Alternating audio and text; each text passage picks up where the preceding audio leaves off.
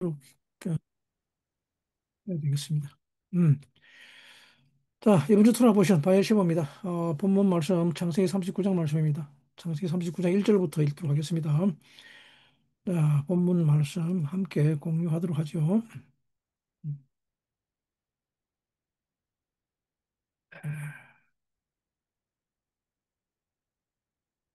네, 요셉이 끌려 애굽에 내려가매 바로의 신하 시위대장 애굽 사람 보디발이 그를 그리로 데려간 이스마엘 사람의 손에서 그를 산이라.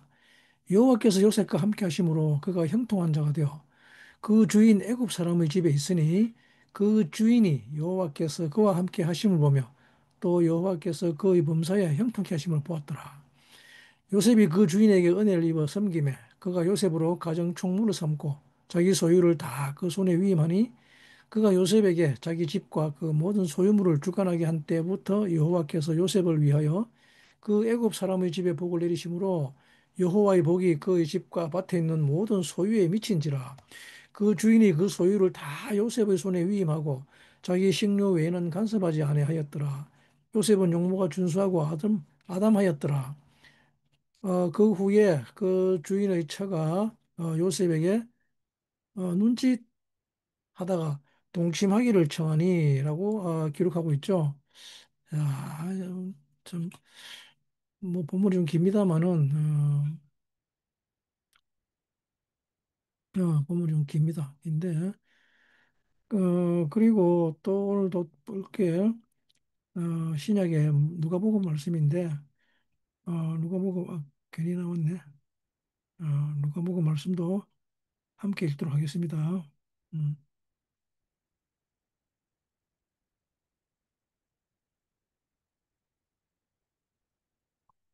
음. 또 가라사대 이 세대의 사람을 무엇으로 비유할꼬 무엇과 같은고 비유컨대 아이들이 장터에 앉아 수로 불러 가로되 우리가 너희를 향하여 피리를 부르도 너희가 춤추지 아니하고 우리가 애곡을 하여도 너희가 울지 아니하였담과 같도다. 세례 요한이 와서 떡도 먹지 아니하며 포도주도 마시지 아니하며 너희 말이 귀신 들렸다 하더니 인자는 와서 먹고 마시매 너희 말이 보라 먹기를 탐하고 포도주를 즐기는 사람이요 세리와 죄인의 친구로다 하니 지혜는 자기의 모든 자녀로 인하여 옳다함을 얻으니라 라고 기록하고 있습니다. 세례 요한이 와서 떡도 아니 먹고 포도주도 마시지 아니하니 너희 말이 귀신 들렸다 하고 하죠. 그 이스라엘 사람들의 그 깊은 생각 속에 있는 것이 뭡니까? 영이라는 존재죠. 그래서 귀신에 대해서 이야기를 하는데 아니 이것은 뭐 이스라엘 사람뿐만 아니라 이 세상의 모든 사람들이 그 모든 문화와 족속과 민족 가운데서 가장 미스터리하게 남아있는 것이 무엇인가 하면 그것이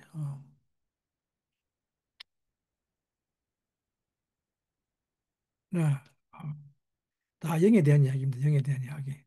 우리도 뭐 옛날에 요즘은 뜸하지만 우리 어렸을 때는 옛날 얘기만 하면 귀신 이야기가 빠지지 않았죠. 귀신이 빠지지 않았고 오늘날도 귀신 무서워하는 사람들이 많습니다. 오늘날도 귀신이나 어떤 영적 존재에 대해서 무서워하는 사람들이 굉장히 많고 또 실제로 이 영적 세계, 영적 존재의 실존에 대해서 믿는 사람들이 있습니다. 이것은 지식이 있다고 하는 학자들도 이것을 믿고 있는 사람들이 상당수 있죠. 그리고 당연히 성경은 그런 영적인 세계, 그 영적 존재의 실체에 대해서 이야기를 하고 있습니다. 그리고 우리가 믿는 하나님 자체가 하나님은 영이시라고 이야기를 하죠. 그리고 많은 천사들의 이야기를 하고 있고 또 영적 존재들에 대한 이야기를 다루는 것이 성경입니다. 지난주 우리는 바이실라크에서 이 영적인 존재인 천사에 대해서 많은 것을 배웠습니다. 그런데 마태복음 18장 6절에 제가 본문을 읽어드리겠습니다. 누구든지 나를 믿는 이 소자 중 하나를 실족해 하면 차라리 연자맷돌을 그 목에 달리우고 깊은 바다에 빠뜨리고 오는 것이 나으니라 라고 기록하고 있는데 예수께서는 누구든지 나를 믿는 이 작은 자 중 하나를 실족해 하면 차라리 연자맷돌을 목에다 걸고 깊은 바다에 빠뜨려지는 것이 낫다고 하면서 이 작은 자의 중요성에 대해서 이야기를 합니다. 사실은 이 대목은 굉장히 어려운 대목입니다. 왜냐하면 작은 자 중 하나를 실족하게 하면 그것에 대한 심판, 처벌이 벌이 연자 맷돌을 그 목에 매달려서 깊은 바다에 빠지는 것이 오히려 낫다고 하는 것이기 때문입니다. 아, 여러분들은 여러분들이 정말 이 작은 자를 실족해 한 일이 없습니까? 그동안 작은 자를 실족해 한 일들이 굉장히 많았겠죠. 토라의 법은 어떤 일을 했을 때는 눈에는 눈, 이에는 이라고 말하고 있습니다. 이것을 율법이라고 하고 있는데 이것은 어떤 가혹한 처벌에 대한 얘기가 아니라 무슨 이야기인가 하면 예를 들면 차 앞범퍼를 부서지게 했으면 사고가 나서 그러면 그 앞범퍼를 고쳐줘야 된다는 이야기입니다. 또는 내가 누군가의 이빨을 잘못해서 부러뜨렸으면 그 부러뜨린 이빨을 복원시켜줘야 한다는 말입니다. 현대 사회에서는 이것이 매우 중요합니다. 즉 정당한 배상을 해야 된다는 말이죠. 근데 벌도 마찬가지입니다. 그죠? 벌도 내가 행한 어떤 죄에 대해서 그게 걸맞는 처벌이 주어져야 정당한 벌이라는 말입니다.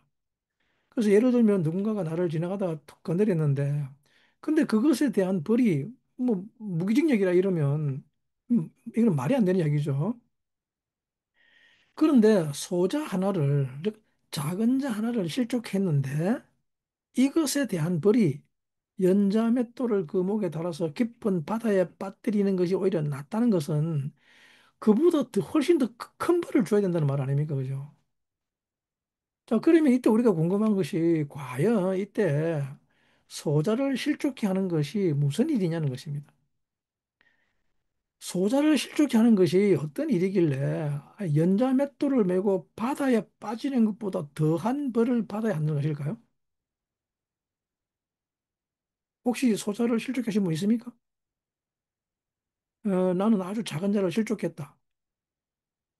근데 그 다음 절을 읽어보면, 자, 이거는 이제 아까 전에 그냥 읽어 넘어갔는데, 이 본문을 안 읽으면 안 됩니다. 본문을 안 읽으면 안 되는데. 자, 이게 참 7절 말씀인데,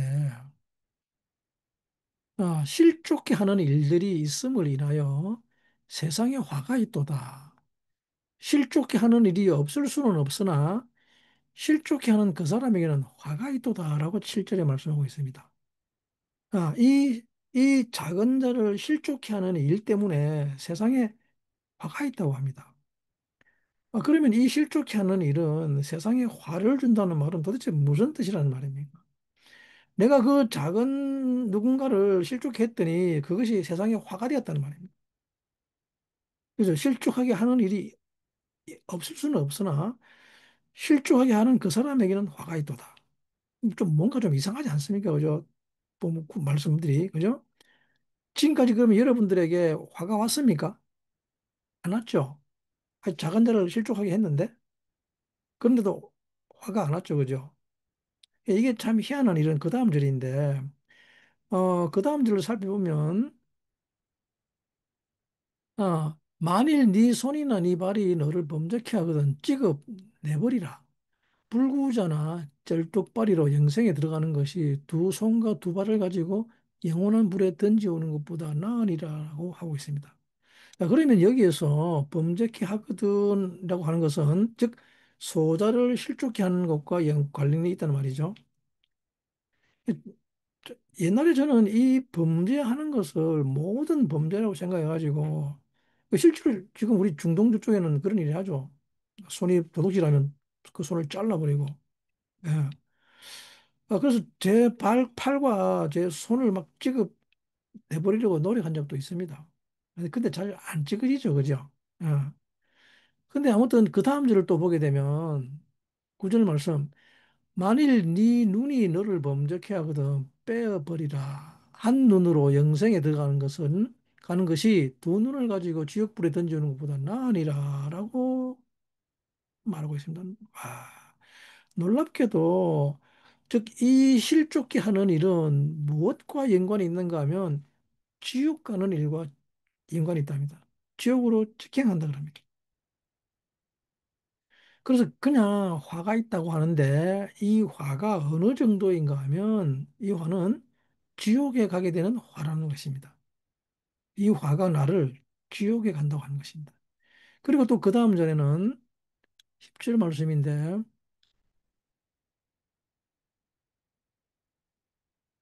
어, 삼가 이 소자 중에 하나도 업신여기지 말라. 너희에게 말하노니 저희 천사들이 하늘에서 하늘에 계신 내 아버지의 얼굴을 항상 배움느니라라고 하고 있습니다. 자, 이제 드디어 이 작은 자 중에 하나도 업신여기지 말라고 합니다. 작은 자 중에 하나도 업신여기지 말라. 그런데 작은 자, 중요한 것은 이 작은 자는 뭐가 있단 말입니까? 천사가 있다고 합니다. 천사. 작은 자는 그들의 천사들이 하늘에 계신 하늘에서 하늘에 계신 내 아버지를 항상 뵙는다고 합니다. 예? 이 작은 자의 핵심은 천사에 있습니다. 작은 자의 핵심은 천사가 그들과 늘 함께 합니다. 이것이 토라에서 천사를 중요하게 다루게 하는 그 이유입니다. 그러면 작은 자 중에 하나를 업신여기지 말라고 우리는 배웠는데 큰 자와 작은 자가 있는데 토라에서는 왜 이 큰 자와 작은 자를 이렇게 중요하게 다루는가 하면 이것이 바로 여기에 있습니다. 우리는 이 큰 자를 에서라고 배웠죠. 지난주에 에서라고 배웠는데 에서는 카인으로부터 이어지는 하나의 계보를 가지고 있죠. 에서는 카인으로부터 또 nim로드를 거쳐 사냥꾼으로 붙여 그리고 아말렉까지 이어집니다. 자, 우리는 이 모든 것을 하나로 즉 겉옷만 바꿔 입은 그것으로 우리는 하나님께서 무엇을 이야기하는지 즉 동일한 가르침이 있는 것을 볼 줄 알아야 합니다. 그리고 이 큰 자가 작은 자를 섬기리라고 하죠. 그래서 우리는 이 바이 신라크에서 천사들에 대한 이야기를 배웠는데 바이 셰브다서도 마찬가지입니다. 똑같은 일들이 진행됩니다. 도대체 천사들은 어떤 역할을 하는 것인가 하면 천사는 이 작은 자가 큰 자를 다스릴 수 있도록 하는 것이 천사의 역할입니다. 우리는 이 땅에서 어떤 특별한 행동, 히튼 하구트를 해야 된다고 배웠죠. 행동이라고 하는 것은 이 삶에서 가장 핵심적인 부분입니다. 행동이라고 하는 것은 무엇을 하기 위한 특별한 행위를 말합니다. 무엇을 하기 위한 특별한 행위인데, 가령 이런 행위들은 그냥 내가 해서는 안 되는 것입니다.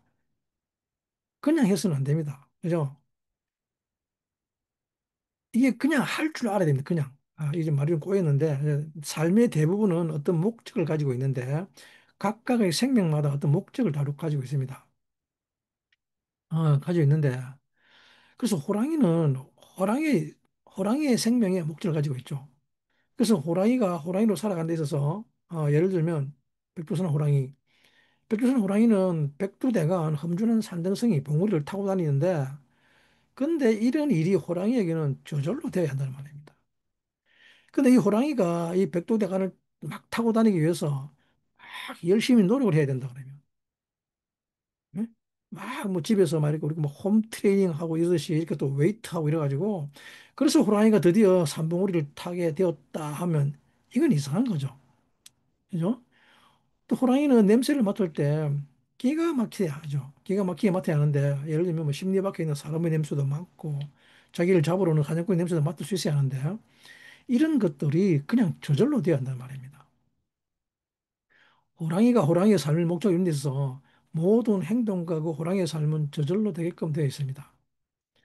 이렇듯이 사람이 하나님의 형상과 모양이 되는 데는 사람이 하나님의 성품을 살아내는 일은 저절로 되어야 하는 것이 말입니다.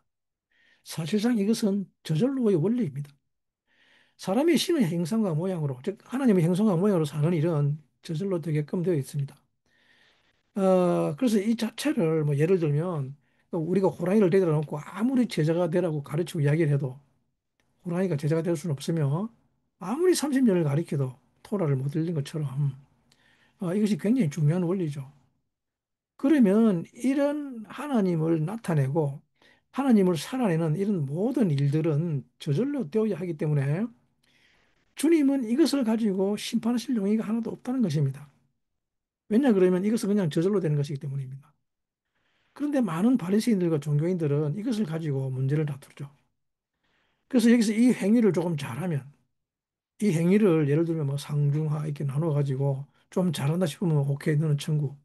또는 뭐 하, 좀 잘 못하니까 그럼 너는 지옥. 이렇게 말을 하는 것이죠. 근데 주님은 이 부분을 가지고서는 이 행위의 부분을 가지고서는 천국과 지옥을 나누지 않습니다. 그래서 주님이 이 땅에 오셨을 때 참 희한한 것이 바리새인들이 어, 자기들의 기준에서 이 하에 해당한다고 정해놓은 즉 장녀와 세리들을 향해서 예수님이 나갈 때 그러니까 이게 도대체 어떻게 된 거냐는 거죠. 아니 저들은 분명히 지옥 갈 자들인데 예? 저들은 신앙고도 안 나오고 교회도 안 나가고 믿음도 없고 예? 저들은 맨날 악한 일만 하고 지옥 갈 자들인데 도대체 저 사람은 왜 그러냐는 거죠. 예수님께서는 이 작은 자에게 하는 것을 굉장히 중요시합니다. 그래서 우리가 오늘 이 야곱에 대해서 배우는 것은 너무나 중요합니다. 근데 이 모든 것들이 어디서 나오는가 하면 이 모든 것들이 나오는 것을 우리는 지난주에 짜르라고 배웠죠. 야, 짜르. 주님은 이 짜르를 보십니다. 짜르. 짜르는 우리 마음 가운데 있는 어떤 폼입니다. 폼. 우리 마음 가운데 있는 어떤 조성이라는 말인데 창세기에서는 이것을 마음의 계획 또는 사람의 마음의 계획이라고 번역을 했죠. 사람의 계획 또는 조성이라고 번역하고 또 이사야 선지자는 이것을 이사야서에서 이 주님을 창조된 신이라고 하죠. 창조된 신 또는 조성된 신, 만들어진 신이라 이렇게 이야기하는데 그 번역은 사실은 그렇지 않고 잘못된 번역이죠. 이 조성을 다루는 신이라는 거예요. 조성을 다루는 신. 그래서 큰 자와 작은 자에 와서는 이 짜르라고 하는 개념을 배우는 것이 우리에게 굉장히 중요하다는 말입니다. 사실은 하나님께서 우리에게 하나님의 나라를 기업으로 물려주고 우리를 하나님의 아들 되게 한다는 것은 아버지처럼 살게 하는 것, 아버지처럼 행동하고 말하게 하는 자로 만든다는 것이죠. 그래서 그 나라를 물려받으려면 아버지처럼 말하고 아버지처럼 행동해야 됩니다. 그죠? 어, 그 아버지처럼 행동하고 말하는 것은 그냥 드러나 보이는 그의 행동과 행위를 다뤄서는 절대 안 된다는 것입니다. 그것은 그냥 수박 끄달기 뿐이죠. 그것은 예를 들면 원숭이를 데려다 놓고 야, 나처럼 말해봐 라고 하는 것 똑같습니다. 아무리 원숭이에게 말을 가르쳐도 안 되는 것이죠. 그죠? 근데 원숭이가 아버지처럼 안 되는 이유가 무엇이 때문인가 하면 이 원숭이의 내면의 야차르가 다르기 때문에 그런 것입니다. 이것을 이너빙이라고 합니다. 이너빙. 어, 랩이라고 그러는데 이 랩의 야차르가 다르기 때문입니다. 내면의 야차르가 다르다는 말은 하나님께서 내면에 조성해 놓으신 것이 다르다는 말입니다. 내면에 무엇을 조성해 놓았는가에 따라서 즉 내면이 무엇으로 구성되어 있느냐에 따라서 하는 행동과 행위가 다르게 나타납니다. 그러면 이 내면에 구성되어 있는 이 야자르가 무엇을 목적으로 하고 있는가 하면 그래서 이 큰 자를 야차르라라고 합니다. 야차르라. 그리고 작은 자를 야차르 토브라고 합니다. 사실은 이 작은 자 야차르 토브를 완성하는 것이 요셉입니다. 그래서 만약에 이 작은 자를 실족케 한다는 것은 세상의 화이며 이 작은 자를 나로 말미암아서 실족하지 않는 자가 복이 있다고 하는 것입니다. 예수님께서는 이 작은 자 때문에 문제를 삼는 자들은 지옥에 갈 수 없다고 말씀하시는 것은 전부 다 이 야차르의 세계에 대해서 이야기하고 있는 것입니다. 이 야차르의 세계를 이야기합니다. 오늘 토라 포션 창세기 39장 6절에 주인이 그의 소유를 다 요셉의 손에 위탁하고 자기가 먹는 음식 외에는 간섭하지 아니하였더라. 그리고 요셉은 용모가 어, 아담하였다고 하는데 빼어나고 아름다웠다는 말입니다. 근데 요셉이 이제 끌려가죠. 요셉이 구덩이에서 이스마엘 사람들 에서 애굽에 끌려가는데 이때 요셉은 작은 자였죠. 요셉은 형제들 중에서 제일 막내였습니다. 그죠? 예. 물론 후에 뭐 베냐민이 태어나지만 어, 지금은 요셉이 가장 작은 자였습니다. 작은 자였다가 요셉이 이제 애굽에 내려가죠. 그래서 39장 1절에 보면 요셉이 이스라엘에 끌려 어, 이스마엘에 끌려 애굽에 내려갔다는 거죠. 그래서 애굽에 내려가서 바로 신하 지휘대장 애굽 사람 보디발이 그를 그리로 데려간 이스마엘 사람의 손에서 요셉을 삽니다. 그죠? 이 이스마엘 사람들은 다 인간적인 이야기입니다. 작은 자를 파는 것. 이것은 다 인간적 합리성이라고 합니다. 인간적 합리 사유로 하는 것은 내, 내 인간적인 생각으로 내가 잘 살려고 하는 것이다 이 말입니다. 아, 결국 에서의 라인에서 나오는 이야기라 이 말입니다. 자르라. 그래서 이제 이 인간적 합리성에 의해서 요셉이 팔려갑니다. 요셉이 팔려가는데 놀라운 것은 하나님께서 누구와 함께 하시는가 하면 이 작은 자와 함께 하신다는 것입니다. 2절에 보면 여호와께서 요셉과 함께 하심으로 그가 형통한 자가 되어 그의 주인 애굽 사람의 집에 있었다고 기록하죠. 아니 형통한 자가 되고 여호와께서 함께 하신다면 아니 여러분 잘 한번 생각해 보시기 바랍니다. 우리가 이것을 영화의 한 장면이라고 생각해 보시기 바랍니다. 정말 어려운 자가 아무런 죄가 없는 무고한 자가 노예로 팔려갔습니다. 그죠? 노예로 팔려간다는 것은 정말 비극적인 일이며 또 잔인한 일이죠. 그 삶이 완전히 그 사람이 그 삶이 완전히 끝나버리는 이야기 아닙니까? 그죠? 그래서 아프리카에서 노예로 잡혀서 아메리카로 팔려가는 그 영화, 옛날 영화 쿤타킨테 같은 것이죠. 그죠? 아니면 또 여러분들 동생이 무인도에 잡혀 새우잡이 배로 깔려갔다. 그럼 우리는 그냥 그런가 보다 하고 있겠습니까? 아니죠. 아니 내 동생이 새우잡이 배에 깔려갔는데 근데 하나님이 그와 함께 계시더라고 하면 그러면 이야기가 어떻게 진행되어야 합니까? 하나님이 거기서 그와 함께 하시고 형통하게 했다 그러면 거기서 탈출해서 빠져나오고 그리고 뭐 새우잡이배는 뭐 침몰하고 뭐 이야기가 이렇게 진행돼야 되는 거 하지 않습니까? 그죠? 근데 여호와께서 요셉과 함께 하심으로 그가 형통한 자가 되어라고 하는데 예? 그가 형통한 자까지 되었다고 하는데 그럼에도 불구하고 여전히 그는 그의 주인 애굽 사람 집에 있다고 합니다.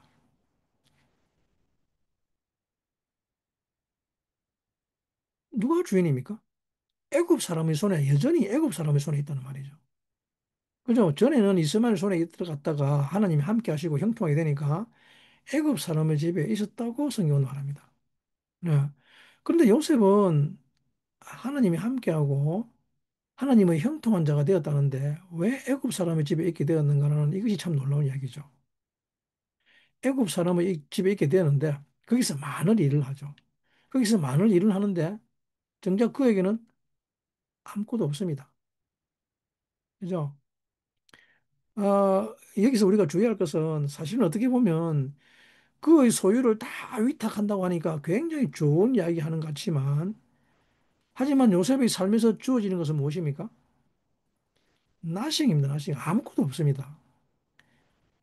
요셉이 지금 형통하게 되어도 그에게 주어진 것은 아무것도 없습니다. 이것을 쉽게 말해서 오늘날로 치면 어디 가서 뭐 열심히 일했는데 너무 하나님이 함께 하셔서 형통하게 해서 그 가는 회사가 손은 되는 일마다 회사가 잘 돼가지고 회사가 엄청 커집니다. 그래서 뼈 빠지게 일했는데 밤낮 불구하고 일했는데 돈은 한 푼도 못 받았다 이런 얘기 아닙니까? 그죠? 노예라 말이면 노예. 그죠? 밤낮으로 일을 해서 정말 그 넘어간 회사를 참 일으키고 회사를 크게 만들었습니다. 근데 돈 한 푼도 못 받았다. 그러면 그 회사 계속 일할 용의가 있습니까? 여러분들은? 인간적 합리성으로. 그죠? 아니면 뭐 학생들에게, 학생들 10명에게 히브리어를 열심히 아주 뭐 박사까지 가르쳤는데 그래서 하나님이 복을 주셔서 형통해 주셔서 그들이 그 학생들이 다 뭐 히브리 대학 입학해가지고 박사까지 됐는데 근데 나는 정작 돈 한 푼 못 받았다. 그럼 이게 할렐루야 아닙니까? 느낌이 딱 오죠? 그죠? 자, 이게 무슨 하나님이 함께 하시는 것이란 말입니까? 그죠? 이게 무슨 형통한 것이라는 말입니까? 우리 인간의 이성적 판단으로. 그죠? 근데 이것은 무슨 이야기인가 하면 이것은 바로 토라는 이 세상의 일을 다루지 않는다는 것입니다. 우리는 뭐가 형통하고 그러면 다 이 세상에서의 행동과 행위의 영역에서 복이 오는 줄 아는데 물질이 주어지고 근데 주님이 다루는 것은 그것이 아니라는 말입니다. 그죠? 그래서 정작 주님조차도 이 땅에 오셔서 큰 성전 짓지 않으시죠? 그죠? 정작 우주의 왕이라고 오셨는데, 그죠? 그냥 맨날 그분은 걸어 다니고, 차도 없습니다. 그죠? 자가용도 없고, 맨날, 남의 낙이나 끌고 와서 타고 다니고, 그죠? 그 주님도 스스로 그런 것 하지 않으셨습니다. 그죠? 주님 스스로 또 뭡니까? 맨날 제자들이 뭡니까? 뭐 먹을 거 구하러 다니고, 그죠? 근데 요셉이 애굽으로 들어갔다고 하는 것은 사실은 이 작은 자가 이제는 큰 자를 다스리기 위해서 들어가는 것을 이야기하는 것입니다. 작은 자가 큰 자를 다스려야 하기 때문에 이제 여기서 우리는 이것을 그냥 아, 이 에서는 바로 납니다. 여러분들입니다. 그리고 그 에서가 이제 보디발로 이어지고 또 그리고 또 다음에는 바로로 이어지는 거죠. 이 큰 자를 다스리기 위해서 그 안으로 들어가는 것을 이야기하는 것입니다. 이것은 전부 다 이 짜르 영역을 이야기한다는 말입니다. 근데 작은 자를 실족케 한다는 이것은 무슨 말인가 하면 이 작은 자를 실족케 한다는 것은 이 작은 자가 이 큰 자 안에 들어가서 이 큰 자를 다스리게 하는 일을 막는다는 것입니다. 큰 자를 다스리게 하는 일을 막는 것. 그 대표적인 사례가 보디발의 아내죠. 보디발 안에 작은 자가 큰 자를 다스리게 하는 것을 막는 것이 보디발의 아내입니다. 예. 이게 어떻게 가능한가 하면 요셉이 어떻다 그랬습니까? 요셉이 이 눈에 보이는 야페 토아르 아름다웠다고요. 그리고 야페 마르에 보기에 그죠? 즉 눈에 보이는 것을 중요시 여기는 이 행동과 행위, 즉 어떤 물리적인 것, 또 육체적인 것을 중요시 여기는 것이란 말입니다. 그래서 모든 것이 물질적이고 육체적인 것을 중요시 여기면서 이것으로 살아갈 수 있다고 생각하는 것입니다. 근데 그게 아니란 말입니다. 만약에 이 야차의 영역이 잘못되어 있으면 삶은 결코 나오지 않기 때문입니다. 야차가 없으면 어떤 삶도 살 수가 없습니다. 야차의 영역에서 작은 자가 큰 자를 다스리는 일이 벌어지지 않는다면 이 실제적인 육체적인 행동과 행위의 영역은 아무것도 이루어지지 않습니다. 예, 아무것도 되지 않기 때문에 그래서 지금 이것을 다루고 있는 것입니다. 그러면 이 작은 자가 큰 자를 다스리는 데 있어서 야차르라는 즉 악한 의도, 악한 경영성이라고 했죠. 이 악한 의도, 악한 경영성은 무엇을 말하는가 하면 자기 육신, 자기 자신을 목적으로 하는 것이라고 했습니다. 이때 자기 자신을 목적하는 것이 무엇인지를 배운다는 것은 정말 어려운 일입니다. 왜냐 그러면 우리는 그것조차도 또 이 행위의 영역에서 생각을 하기 때문이죠. 어, 자기 자신을 목적하고 또는 아니면 이웃을 목적으로 한다고 하면 무슨 뭐 떡이나 하나 더 주는 이런 이야기인 것을 생각합니다. 전부 다 뭐 물질적이고 육체적인 영역에서 생각하는데 그 영역에서 뭐 생각하는 것으로 또 봉사하고 이러는 거, 뭐 이웃을 사랑하는 거, 또 봉사 안 하면 뭐 어떻게 되고 이런 거, 다 이런 어떤 육체적인 영역에서 그죠? 우리의 모든 개념은 다 육체적인 개념을 가지고 있기 때문에 그것을 올바로 알기가 쉽지 않습니다.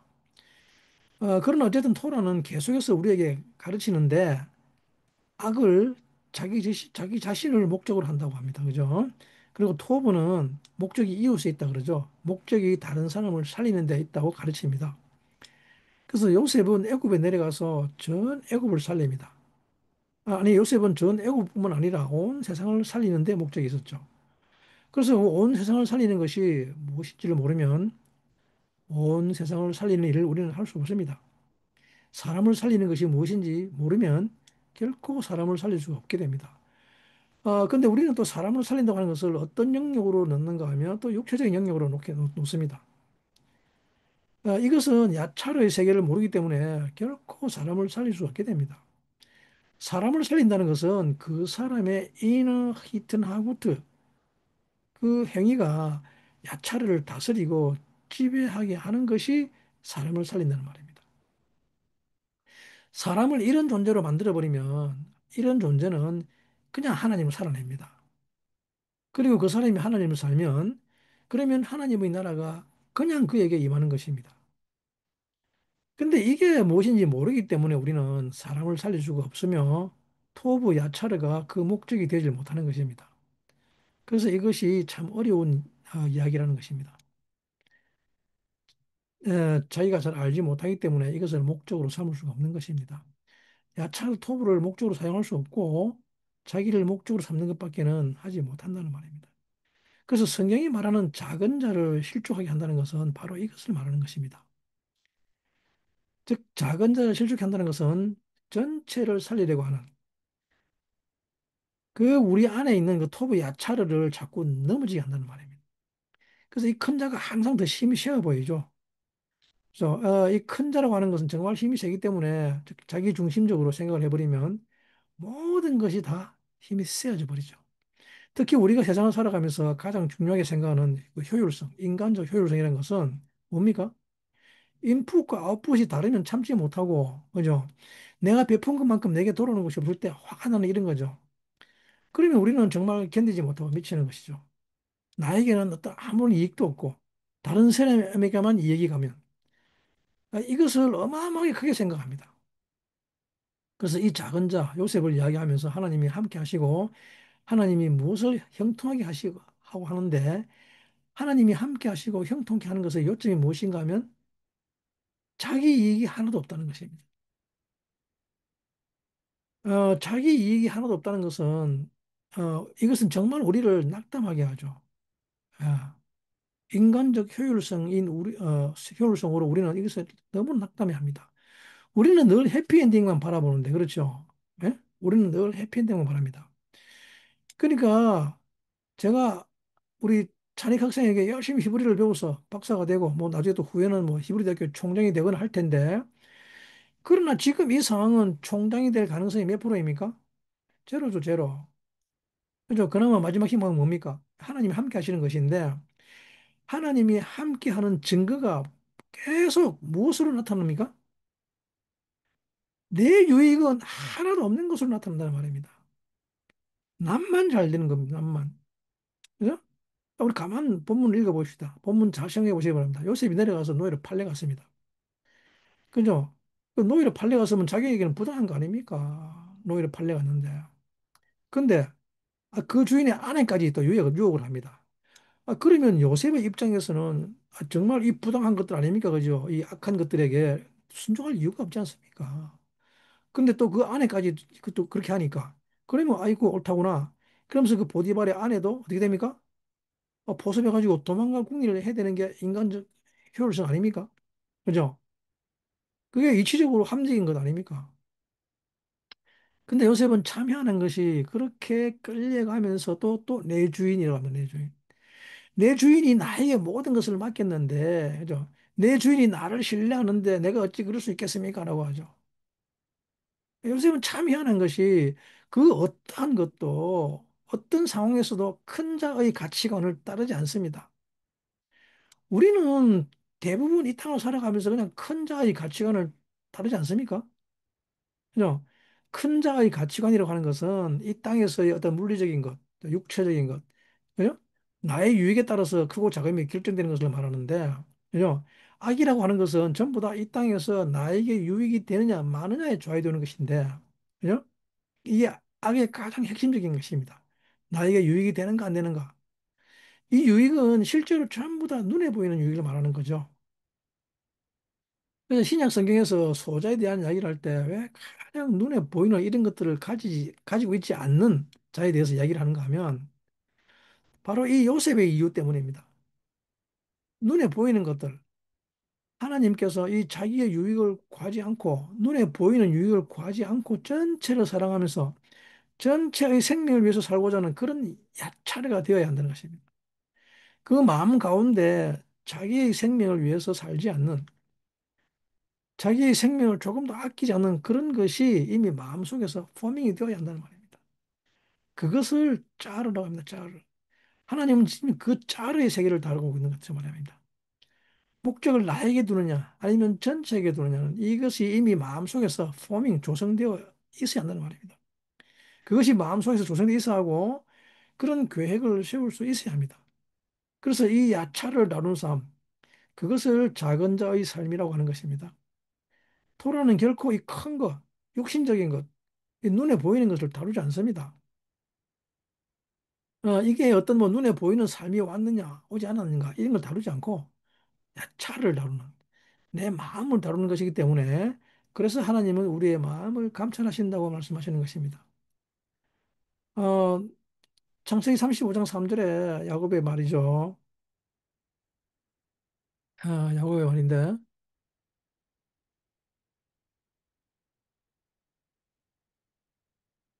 자, 30분 3절. 우리가 일어나 베들로 올라가자. 나의 환난 날에 내게 응답하시며 나의 가는 길에서 나와 함께 하신 하나님께 내가 거기서 단을 쌓으려 하노라 하매라고 말씀하고 있죠. 그래서 이 뭡니까? 야곱의 전체의 삶을 말해보러 가면 내 환난 날이라고 합니다. 내 환난 날, 나의 환난 날. 예? 하나님은 나의 환난 날에 응답하시는 하나님이지 다른 날에는 응답하지 않는다는 말입니다. 여러분들은 환난 날을 살고 있습니까? 내가 변하려고 하는 삶을 살고 있는 중입니까? 내 삶을 이야기해 보라고 할 때, 그러면 환난 날을 피해 가리고 살아가느냐, 아니면 환난 날을 사느냐 이것입니다. 환난 날이라고 하는 이것은 무엇인가 하면 많은 사람들은 환난 날을 피해 가리고 살아가죠. 그렇죠? 어느 누구 할 것 없이 하나님의 응답으로 이 환난 날을 피하려고 살아갑니다. 그러나 야곱의 삶은 어떤 삶인가 하면 야곱은 삶을 살면서 늘 자기는 환난 날을 살았다고 하는데, 자, 이 구절을 우리가 히브리어로 살펴보게 되면, 어, 자, 앞에 있는 건 다 빼고, 하오네 오티 나에게 응답하시기를 베요마 짜르티.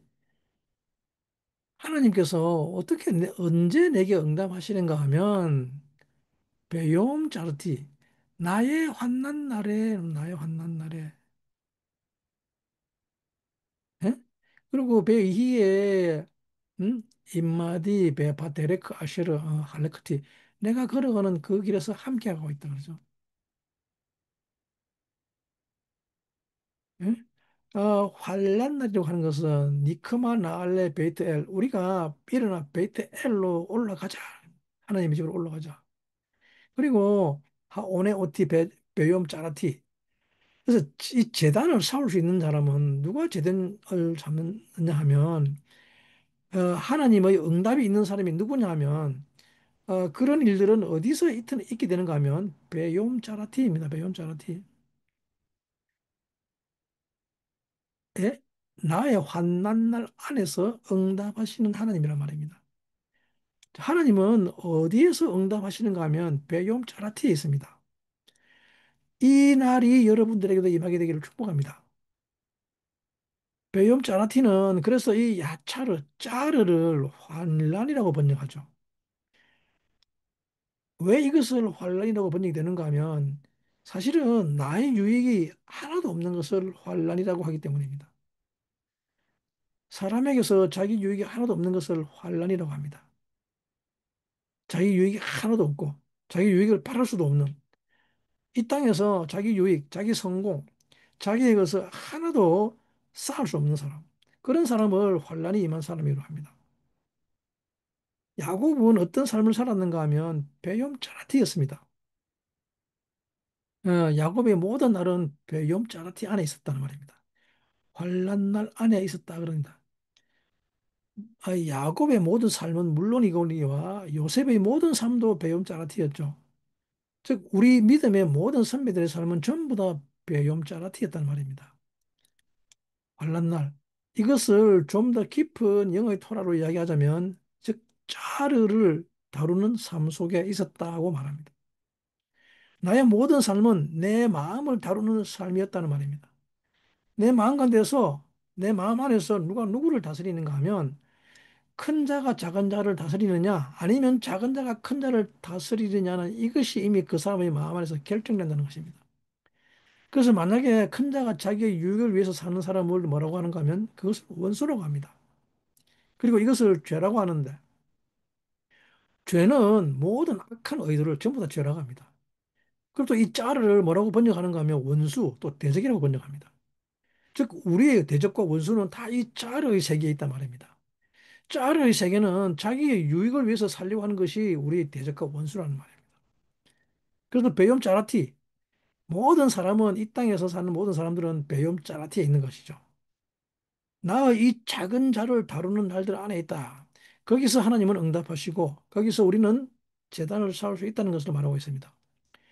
그 창세기 42장 21절도 보면 어, 그들이 서로 말하되 우리가 아우의 일로 인하여 범죄하였도다. 그가 우리에게 애걸할 때에 그 마음의 괴로움을 보고도 듣지 아니하였으므로 이 괴로움이 우리에게 임하였도다 그럽니다.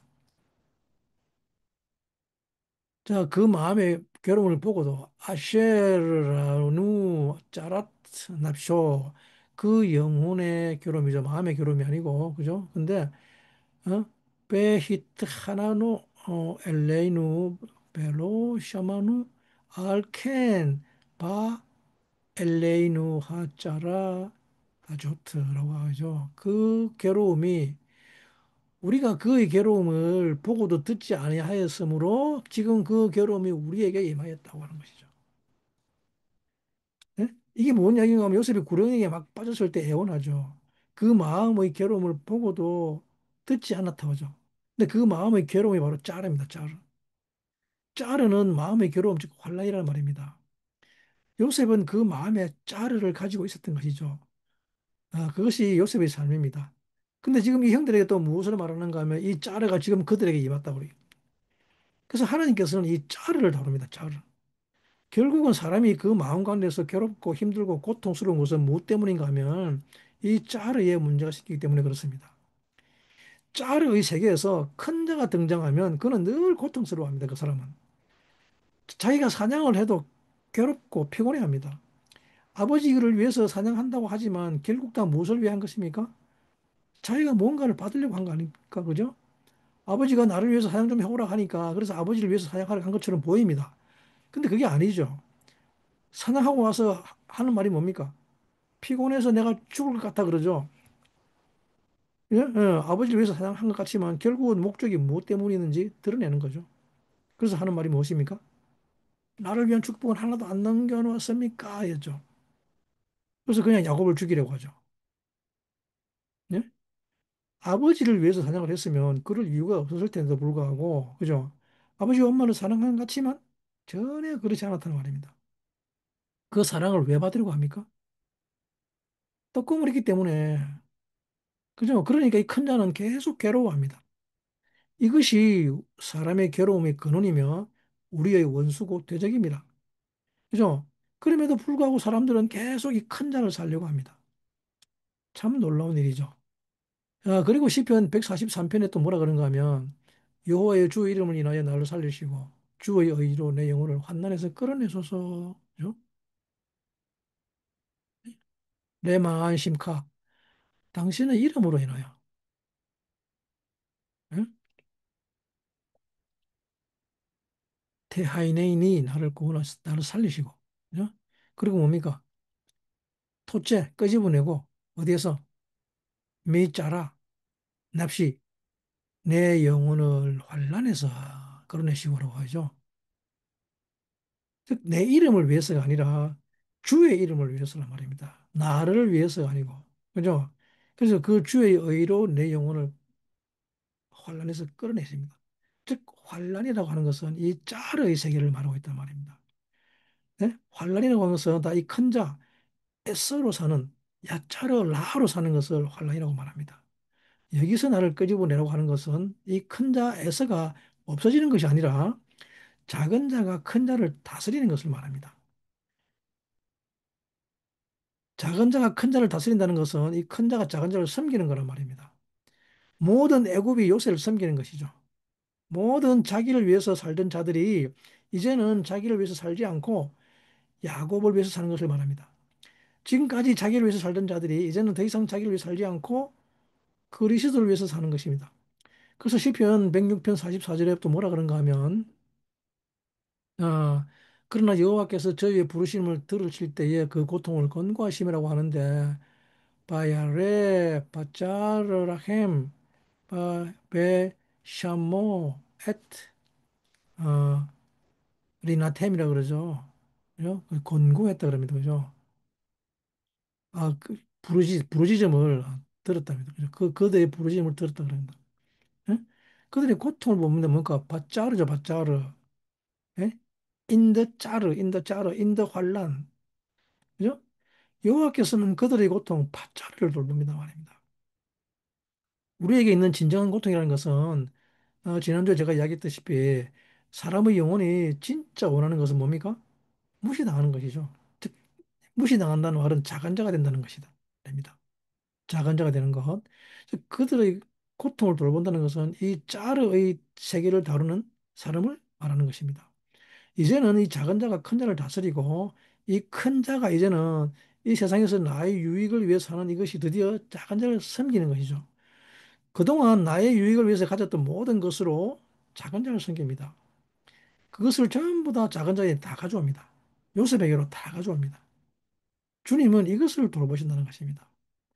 하나님은 이 짤의 세계를 돌보시지 여러분들의 그 육체적인 세계를 돌보는 것이 아니란 말입니다.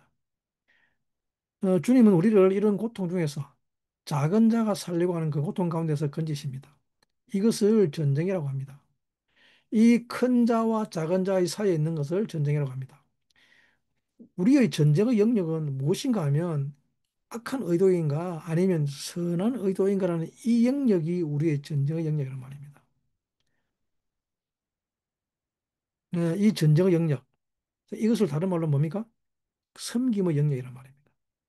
근데 이 섬김의 영역, 전쟁의 영역에서 우리는 하나님께서 우리와 함께 하시는 것을 볼 수 있는데 그것이 시편 91편 11편 11절 말씀이죠. 저가 너를 위하여 그 사자들을 명하사 내 모든 길에 너를 지키게 하심이라. 아, 우리를 지키게 하는 이 영역은 모든 영역은 우리의 모든 길은 무엇인가 하면 내가 가는 물리적인 길 하나하나를 말하는 것이 아닙니다. 뭐 이 땅에서 이곳에서 어떤 뭐 좋은 회사에 취직해서 뭐가 되고 또 이것을 부유하게 되고 뭐 이때 성공하는 이런 길에서 우리를 지킨다는 것이 아니란 말입니다. 모든 길은 다 여기 짜르에 있다고 합니다. 짜르야, 짜르에. 이 짜르에서 우리를 지킨다고 하십니다. 근데 이곳에서 우리를 지키는 가장 핵심적인 존재들을 천사들이라고 합니다. 천사. 그래서 그가 너를 위하여 그 사자들을 명하사라고 하죠. 우리가 왜 천사에 대해서 이렇게 무지한가 하면 이 야차르 영역에서 일하는 존재들이 천사이기 때문입니다. 이것이 우리가 이 짜르 영역에 대해서 잘 알아야 하는 이유입니다. 우리가 보통 뭐 어둠의 천사 또는 악한 천사라고 하는 것은 무엇을 말하는가 하면 이 야차르 라를 강화시키는 것을 말하죠. 그죠? 이 천사들은 큰 자가 이기게 합니다. 그죠? 이 차르 영역은 그냥 우리 스스로가 작동시키지 못합니다. 차르 영역은 영적 존재들의 도움을 받아서 그 영적 존재들의 사역을 통해서 움직여진다는 말입니다. 그러니까 이것은 이 세상에서 영적 존재가 없이 사는 사람은 아무도 없다는 말입니다. 왜냐, 소자에게는 항상 소자의 천사가 있습니다. 그 작은 자의 천사가 늘 하늘에서 하나님을 뵙는다고 합니다. 그래서 하나님의 뜻을 위해서 살게끔 하나님의 뜻을 계획하게 만들고 하나님과 같은 생각을 하게 하는 이것이 바로 야차르 영역, 그리고 토부 야차르 영역에서는 또 선한 천사들이 있는 것이란 말입니다. 악한 천사라는 것은 자기를 기쁘게 하는 모든 것을 악한 천사라고 합니다. 악한 천사, 이것을 하나님의 아들들이 사람의 딸들을 취한다고 하는 것이죠. 전부 다 자기의 유익, 자기의 기쁨을 추구하게 하는 악한 천사들을 뭐라 그럽니까? 네필림이라고 하죠. 이것은 전부 다 짜르 영역에서 그것이 결정되는 것입니다. 하나님께서 우리의 모든 길에서 우리를 지키시는 유일한 방법이 무엇인가 하면 그것은 천사들을 명령하시는 것입니다. 그래서 그 명령에 의해서 천사들이 와서 사역하는 것을 말하는 것이죠. 천사들이 와서 사역을 하는데 우리는 왜 이 천사들이 사역에서 이렇게 무지한가 하면 왜 이들을 어둠의 천사라고 말하는가 하면 이 천사들은 우리를 미혹하고 속이기 때문입니다. 그래서 그냥 그게 난 줄 압니다. 그게 내 생각인 줄 알고 이 생각들이 계속 증폭되어서 이 생각들이 정말 나를 위한 생각들이라고 생각하게 하는 것이죠. 정말 기가 막힌 생각과 기가 막힌 그런 계획을 품고 있는데, 그죠? 그게 내 생각인 줄 알게 된다는 말입니다. 네? 그럼 정말 어떻게 그렇게 생각할 수 있습니까? 우리 아내가 제게 자주 하는 말이 그것입니다. 아니, 어떻게 그것을 그렇게 생각해? 내가 말한 것은 그런 의도가 아니잖아요. 내가 그런 말을 한 것이 아니잖아요. 라고 아내는 말하는데도 불구하고 내 생각은 항상 그래. 그래도 아니야, 넌 항상 그래. 라고 말하는 거죠. 자, 나도 내가 어떻게 그렇게 생각하는지 모르는 것이죠. 그죠? 그런데도 불구하고 그것에 대해서 그렇게 확신하는 거죠. 생생한 확신을 하는 게 되는데, 그게 왜 그런가 하면, 그게 내 자력으로 그렇게 되는 줄 아는데, 그게 내 삶인 줄 아는데, 그게 아니고, 어둠의 천사들이 다 그냥 비디오로 보여줍니다. 그죠? 어떤 메신저들이 홀로그램을 보여주고 망상으로 보여주고 근데 그것이 마치 실제인 것처럼 포장해서 또 아이디어를 주고 또 말을 주고 단어를 주는 거란 말입니다. 여러분, 우리가 말을 하는 것은 그냥 내가 어떤 언어를 배워서 말하는 것 같지만 사실은 전혀 그렇지 않다는 말입니다. 말이란 것은 이것은 그냥 어떤 영적인 존재들이 준다는 말입니다. 정말 기가 막히지 않습니까? 그렇죠? 아니, 어떻게 이렇게 말을 구사할 수 있습니까? 너무 신기하지 않습니까? 아니, 저 인간은 어떻게 저렇게 한 시간 동안 떠들 수 있는지. 그죠? 이것은 전부 다 그 영적 존재들의 사역입니다. 그래서 모든 길에서 천사들을 통해서 지키는데, 그 길을 지키는데, 그래서 천사들을 뭐라 합니까? 메신저라고 하죠. 메신저라는 것은 말을 전하는 존재라는 말입니다. 아마 오늘 여러분들도 수없이 많은 카톡 왔어라는 것을 받았죠. 그죠? 무슨 말입니까? 천사가 왔다는 신호 아닙니까? 예? 자, 시편 51편 4절 5절 살펴보면 아, 내가 주께만 범죄하여 주의 목전에서 악을 행하였사오니 주께서 말씀하실 때마다 어려우시다시고 판단하실 때에 순전하시다 하리이다라고 하고 있는데 아, 이 모든 악이란 말은 전부 다 이 짜르 영역을 말하는 것입니다. 짜르. 내가 어떤 행동을 취하는 게 아니라는 것이죠. 행동 이전에 있는 것, 이 모든 악을 행할 때에 천사들이 다 연루되어 있다는 것들을 여러분들은 잘 알아야 합니다. 그래서 사람이 야차로 토부를 추구하면 작은 자가 되기를 추구하고 카톤티가 되기를 추구하고 내가 베욤 짜라티 환난 날을 추구하기 시작하면 이런 자들에게 하나님이 보내시는 분을 하나님의 아들 메시아라고 하는 것입니다. 하나님은 이렇게 가장 작은 자를 보내십니다. 하나님의 아들 메시아는 가장 작은 자로 오십니다. 그래서 우리는 그 가장 작은 자를 볼 수가 있는 것이죠. 어, 이것이 너희가 하나님의 일을 하려고 하느냐. 그 보낸 자를 믿는 것이 하나님의 일을 하는 것이라고 하는 말입니다. 하나님의 일을 하려고 하면 너희가 하나님을 사랑하면 그분이 하나님께로부터 보냄받은 자임을 우리로 알게 합니다. 그리고 나의 안에 있는 작은 자들이 되게 합니다. 자, 오늘 결론입니다. 이 세상의 모든 종교는 다 나를 큰 자 되게 해야겠다고 요구를 하죠. 나를 큰 자 되게 복 받아서 성공하고 그냥 그렇게 큰 자 되겠다고 요구를 하는데 그러나 정말 내가 작은 자가 되려고 하는 자들은 이 메시아를 받아들입니다. 메시아를 발견하고 메시아를 알게 됩니다. 이 세상에서 가장 작은 자로 오신 분을 발견하게 됩니다. 드디어 그들이 요셉을 발견하게 됩니다. 그래서 이 메시아를 통해서 메시아가 그 사람 안에 들어옵니다. 이 짜르의 세계 안으로 들어옵니다. 메시아가 이 짜르의 세계 안으로 들어오게 되면 그때부터 메시아가 이 큰 자를 다스리기 시작합니다. 그리고 이때 메시아는 반드시 자기 혼자 오시지 않습니다. 메시아는 그 메시아 속에 메시아에게 소속되어 있는 천사들이 있습니다. 이것을 천군이라고 합니다. 천군. 하늘의 군대. 메시아에게 소속되어 있는 천사들, 즉 작은 자가 모든 것을 다스릴 수 있도록 하는 천사들이 와서 수종을 듭니다. 그래서 이 메시아가 나의 짜르의 세계 속에 들어오는 그것을 메시아를 영접한다고 합니다.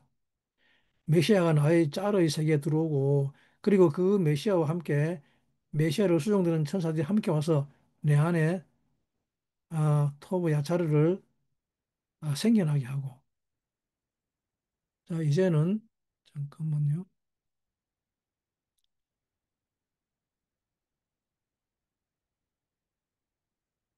이제 이 야차르 토브가 야차르 라에게 메시지를 전하게 합니다. 안 돼, 노라고 말하면서 나에게 순종해라고 명령할 수 있으며 다스릴 수 있게 되는 것이죠. 이럴 때 나의 야차르라는 다스려집니다. 너는 죄를 다스릴지니라. 카인에게 하나님 하시는 말씀이죠. 너는 죄를 다스릴지니라. 우리가 죄를 다스리는 방법은 이 메시아를 이 야차르의 세계 속에 받아들이지 않으면 불가능합니다. 메시아는 야차르이시기 때문에 이 야차르의 세계 속에만 오십니다. 메시아는 이 행동의 영역 속에 오지 않습니다. 그런데 세상의 종교는 전부 다 메시아를 어디로 초청하는가 하면 환란을 야차르의 세계 속에 있는 것을 환란이라고 하지 않고 이 육체, 물질적인 이곳을 환란이라고 합니다. 나에게 물질이 주지 않을 때, 나에게 유익이 없을 때, 나에게 무슨 육체적인 해가 될 때, 육체의 질병이 올 때 이것을 환란이라고 한단 말입니다. 그래서 이 물질적인 곳으로 자꾸 메시아를 초청하려고 합니다. 하지만 이곳에 메시아는 안 옵니다. 메시아는 여기 여러분들의 라브 야차르 이 야차르의 세계 속에 오시고 이곳에 와서 천사들과 함께 일하십니다. 이번 한 주간에 주님과 그분의 천사들과 함께 작은 자가 큰 자를 다스리게 하고 통치하는 날이 되기를 축복합니다. 우리의 야철의 세계 속에 우리의 마음의 의도 속에서 주님을 초청하기를 간구합니다. 우리의 마음의 의도를 여러분들의 마음의 의도를 야차르 톱으로 바꾸게 도와주실 것을 간절히 간구하며 축복합니다. 가장 작은 자이신 예수 그리스도 당신께서 이 야차르 톱의 주인이 되어 주시기를 간절히 간구하고 축복합니다. 네, 감사합니다.